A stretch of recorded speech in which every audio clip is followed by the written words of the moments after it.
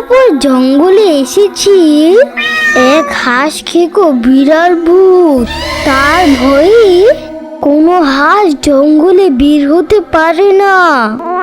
হঠাৎ রূপালীর চালা চুটকি বিড়াল ভূতের পিছনে। হায় হায়, এবার কি হবে? বিড়াল ভূতটা যদি আমাকে দেখে ফেলে, তাহলে তো আমাকে খেয়ে ফেলবে। চুটকি, তাড়াতাড়ি ওখান থেকে চলে আয়, ওই বিড়াল ভূতটা তোকে ধরে ফেলবে।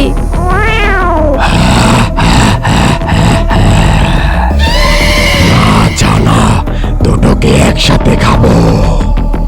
এবার কোথায় পালাবি? তোর ছানাকে বাঁচাতে চাইলে আমার কাছে আয় মা হাঁস।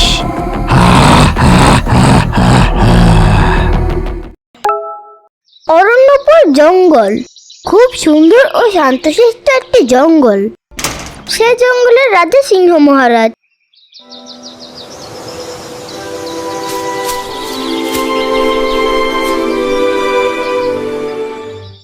জঙ্গলে একদিন সিংহের কথা মতো বাদর ঘোষণা দিতে শুরু করলো। শোনো শোনো শোনো,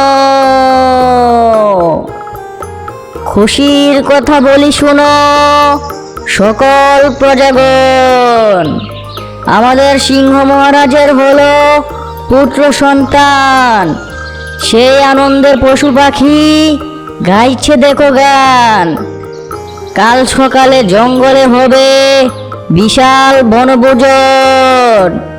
সকল পশু পাখির রইল সেথায় আমন্ত্রণ। শোনো শোনো শোনো। আরে বাহ, বেশ খুশির খবর তো। শুনলেছিল ভাই, কি ঘোষণা দিয়ে গেল, আমাদের মহারাজের নাকি পুত্র সন্তান হয়েছে। হ্যাঁ গো, তাই তো শুনলাম। আবার নাকি বনভোজনও আছে। আহা, ভাবতেই আমার জিভে জল চলে এলো। কতদিন যে বনভোজন খাই না। হ্যাঁ গো, এটা তুমি ঠিকই বলেছ। কালকে জমিয়ে বনভোজন করতে হবে। এখন তাহলে গুহায় ফিরে যাই, সন্ধ্যা হয়ে গেল যে। তারপর রূপালী তার গুহায় ফিরে আসে।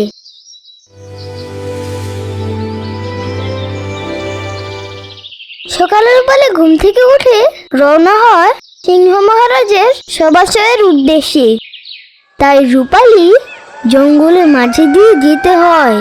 সে জঙ্গলের মাঝের দিকে এসে বলতে লাগে, ওরে বাবা, জঙ্গলের এই দিকটা দেখছি বেশ ঘন আর গভীর।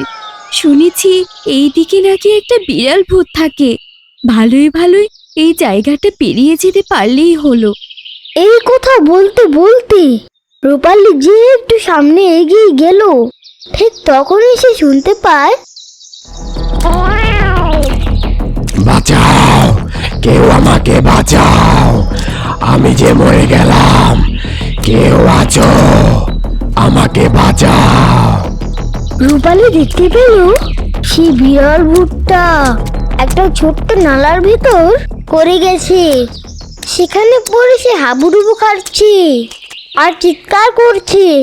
বিড়াল ভূতটা রূপালীকে দেখতে পেয়ে বলতে লাগলো, রূপালী, রূপালী বাঁচাও আমাকে, দয়া করে বাঁচাও আমায়, আমি যে ডুবে যাচ্ছি, বাঁচাও। না না, তোমাকে বাঁচিয়ে কাজ নেই। তোমাকে বাঁচালেই তো তুমি আমাকে খেয়ে ফেলবে। না না রূপালী, আমি তোমাকে খাবো না, বিশ্বাস করো, সত্যি বলছি। দয়া করে আমাকে বাঁচাও, তা না হলে আমি যে ডুবে যাব। বিড়াল ভূতের এমন অনুরোধ শুনে রূপালীর মন নরম হয়ে গেল। সে একটা গাছের বড় ডাল এনে তার থেকে পানিতে ফেললো, আর বিড়াল ভূতটা সে ডাল বেয়ে পাড়ে উঠে আসে। প্রাণে বাঁচলাম, তোমাকে অনেক ধন্যবাদ রূপালী। তা তুমি কোথায় যাচ্ছ শুনি? এই তো আমাদের সিংহ মহারাজের পুত্র সন্তান হয়েছে গো। সেই উপলক্ষে তিনি বনভোজনের আয়োজন করেছেন, সেখানেই যাচ্ছি। বনভোজ খেতে। ও তাই বুঝি, কিন্তু তোমার তো আর সেখানে যাওয়া হবে না। কেন কেন? আমি সেখানে যেতে পারবো না কেন? কারণ আমার পেটে এখন খুব খিদে, আর আমি তোমাকে খাবো। হা, হা, হা, হা, হা। এ কি, তুমি না বললে আমি তোমায় বাঁচালে তুমি আমায় খাবে না? তাহলে এখন এই কথা বলছো কেন? ওই সময় কি বলেছি না বলেছি এসব ভেবে কাজ নেই। আমার এখন খুব খিদে পেয়েছে, আর আমি তোমাকেই খাবো। হা, হা, হা, হা, হা। এটা কিন্তু ঠিক না। আমি তোমাকে বাঁচিয়েছি, তোমার প্রাণ রক্ষা করেছি, আর তুমি আমাকেই খেতে চাচ্ছ? আমি তোমার উপকার করেছি। আহ, এত কথা আমার ভালো লাগে না। আমি তোমায় খাবো, এটাই শেষ কথা। আর প্রকৃতির নিয়মই এটা, যে উপকার করে তার বিপরীত শাস্তি। হা, হা, হা, হা, হা। আচ্ছা ঠিক আছে, তা তুমি আমাকে খেও, এতে আমার কোনো আপত্তি নেই। কিন্তু আমি চাই মরার আগে 5 জনকে জিজ্ঞাসা করে নিতে, অন্তত এটা জেনে মরি যে তুমি যা করছো এটা সঠিক করছো কিনা।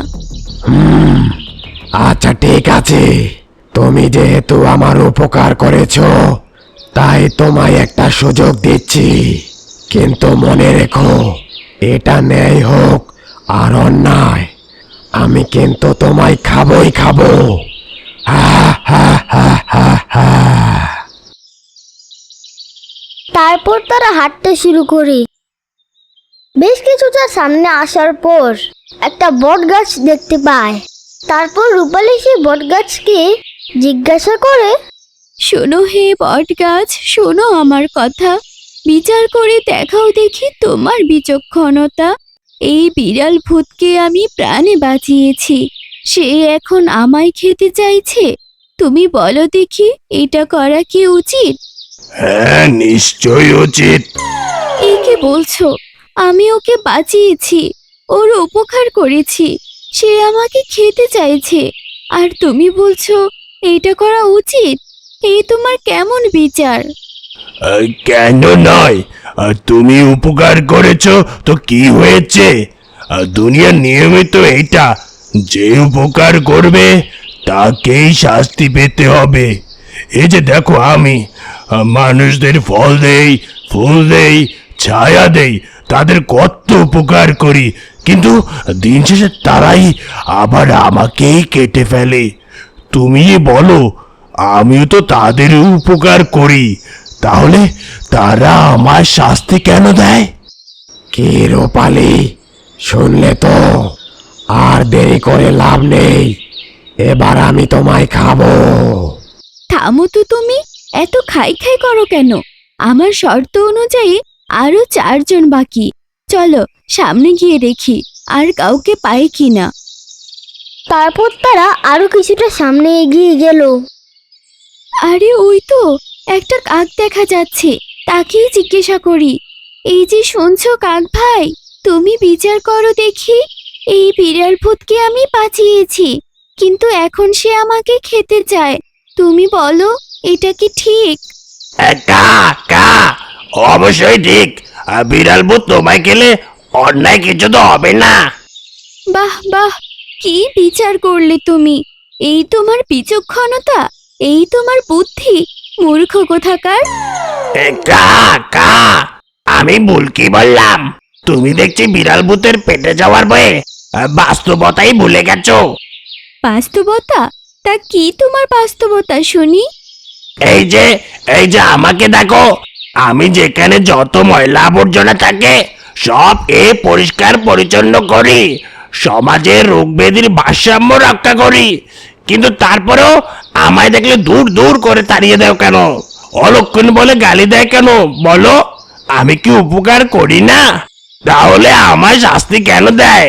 তাহলে বিড়াল ভূত তোমায় গেলে অপরাধ কেন হবে? ও, কত নেকামো দেখেছ! খিদের জ্বালায় আমি মরে যাচ্ছি, আর সে ন্যায় অন্যায় খুঁজছে। তারপর তারপর তারা আরো কিছুটা সামনে যেতেই দেখতে পেল একটা মিচকে শিয়াল। শিয়াল পণ্ডিত, ও শিয়াল পণ্ডিত, আমার একটা বিচার করে দাও না। তা কি বিচার শুনি? তাড়াতাড়ি বলো, আমার আবার তাড়া আছে। শোনো শিয়াল পণ্ডিত, তুমি বিচক্ষণ জ্ঞানী, তুমি আমার কথা বুঝবে। এই বিড়াল ভূতকে আমি প্রাণে বাঁচিয়েছি, কিন্তু এখন সে আমায় খেতে চাইছে। বাঁচানোর আগে আমায় কথা দিয়েছিল সে আমায় খাবে না, কিন্তু এখন সে কথা রাখছে না। তুমি বলো, এটা কি অন্যায় নয়? কি বিড়াল ভূত, তুমি আমায় কথা দাওনি? তা দিয়েছিলাম বটে, কিন্তু তাতে কি? কথা রাখতে গেলে যে আমায় না খেয়ে থাকতে হবে। আমি তোমাদের কথার কিছুই বুঝতে পারছি না। আর বিচার করতে হলে আমাকে সে জায়গায় যেতে হবে যেখানে এই ঘটনা ঘটেছে। মিচকে শিয়ালের কথা মতো তাকে সেই জায়গায় নিয়ে আসা হলো যেখানে বিড়াল ভূতটা পানিতে পড়েছিল। বিড়াল ভূত, এবার পানিতে নেমে দেখাও দেখি তুমি ঠিক কোথায় ছিলে। আর রূপালী, তুমিই বা কোথা থেকে আসছিলে?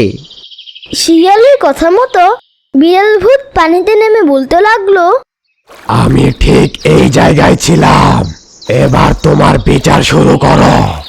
কি রূপালী, বিড়াল ভূত যা বলছে তা কি সত্যি? সে কি এখানে ছিল? না, আমার মনে হচ্ছে আর একটু মাঝখানে। বিড়াল ভূত, আরো একটু মাঝখানে যাও দেখি। ঠিক আছে, আমি আরো একটু মাঝে যাচ্ছি। এই ঠিক এইখানে ছিলাম আমি। এবার তাড়াতাড়ি তোমার বিচার করো, তা না হলে আমি যে ডুবে যাব। তাড়াতাড়ি করো। রূপালী, তুমি যেদিকে যাচ্ছিলে সেদিকেই যাও, আর আমি আমার পথে যাই। এই বেটা বিড়াল ভূত এখানেই ডুবে মরুক। ধন্যবাদ শিয়াল পণ্ডিত, তোমার এই উপকার আমি কোনোদিনও ভুলবো না। এ এ তুমি কেমন বিচার করলে শিয়াল? আমাকে বাঁচাও, আমি যে ডুবে যাচ্ছি। বাঁচাও আমাকে। রূপালী, রূপালী, সত্যি বলছি, আমি আর তোমাকে খাবো না। দয়া করে আমাকে বাঁচাও। শিয়াল আর রূপালী সেখান থেকে চলে গেল আর সেই বিড়াল ভূত সেখানেই ডুবে মরল।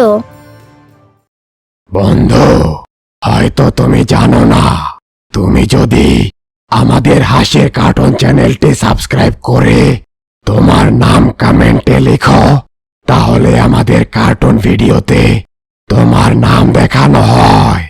হ্যাঁ হ্যাঁ, সবাই জানি, এবার আমাকে বলতে দাও।